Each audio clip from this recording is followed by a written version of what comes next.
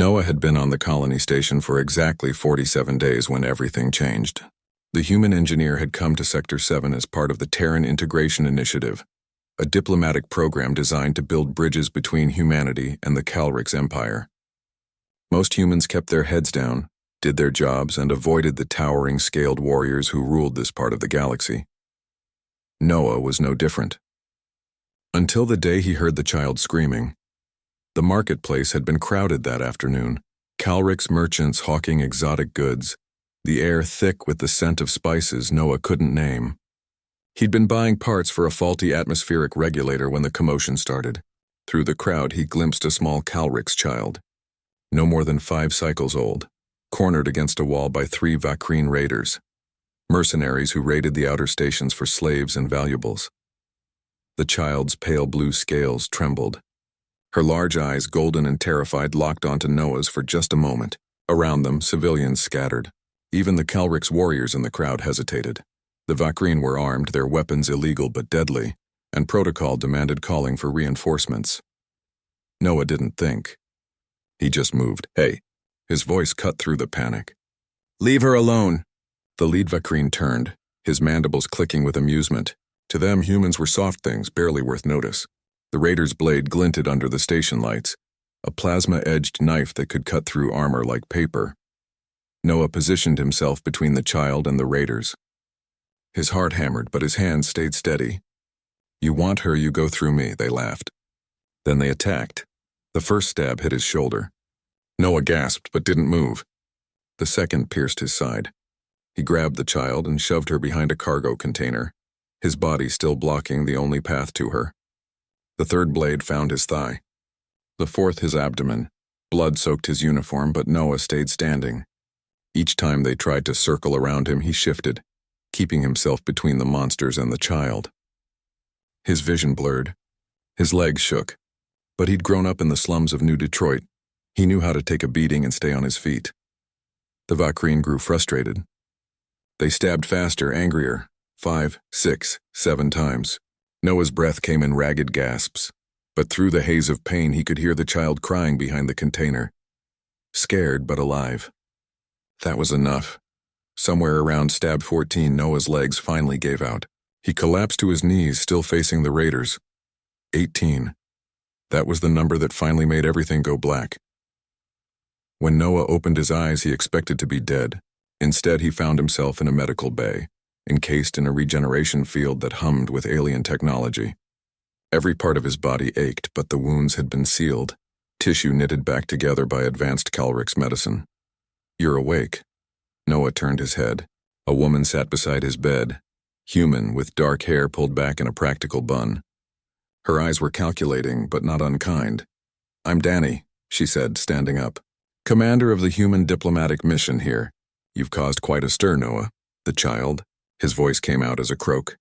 "Safe, thanks to you." Danny handed him a glass of water. "You took 18 stab wounds for Kira Esh, daughter of war leader Thexaran. He commands the entire Calrix Third Fleet." Noah's eyes widened. "I didn't know." "Doesn't matter." Danny's lips quirked into something between a smile and a grimace. "What matters is what you did. In Calrix culture, there's an old warrior code, Juraketh. It means shield without breaking. Warriors who achieve it are legends. You're the first non-Calrix in history to ever—" She trailed off as the medical bay doors opened. Noah tried to sit up but froze. 7 figures entered the room. Massive Calrix warriors in full ceremonial armor. Each one easily 7 feet tall with scales that gleamed like polished obsidian. Their presence filled the space with an almost physical weight.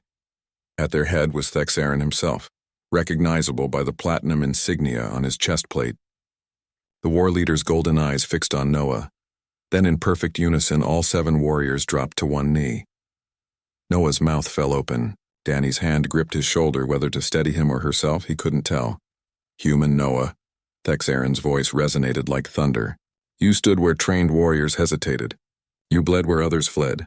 You achieved Juraketh for one who shares no blood with you, expects no honor from you, and could offer you no glory." The war leader reached to his chest and removed his insignia, a platinum star that marked him as one of the highest-ranking military leaders in the Calrix Empire.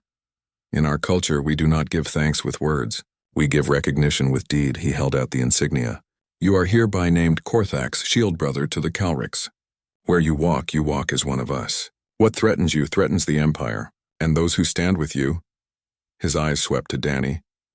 Stand with the Third Fleet. Noah took the insignia with trembling hands. It was warm, surprisingly heavy. I didn't do it for honor, Noah whispered. She was just a kid. She was scared. Thexaron's mandibles spread, and what Noah had learned was a Calric smile. That, shield brother, is precisely why you are worthy of it. The warriors rose as one.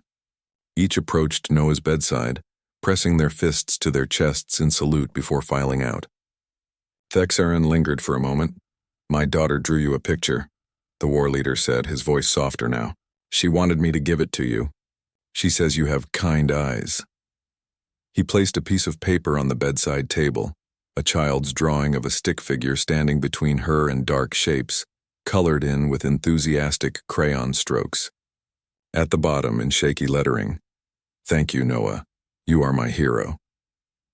When Thexaron left, Danny let out a breath she'd been holding. Well, she said, sitting back down, I came here to tell you that you'd be shipped back to Earth for recovery. But I don't think that's happening now. Noah stared at the insignia in his hands, then at the drawing. What do you mean? You're not just a civilian engineer anymore, Noah. You're Korthax, a shield brother. The Calrics will expect you to train with them, to stand beside them. Danny's expression was unreadable. You just changed the course of human Calrics relations with 18 stab wounds and pure, stubborn heroism. Noah closed his eyes, exhaustion pulling at him.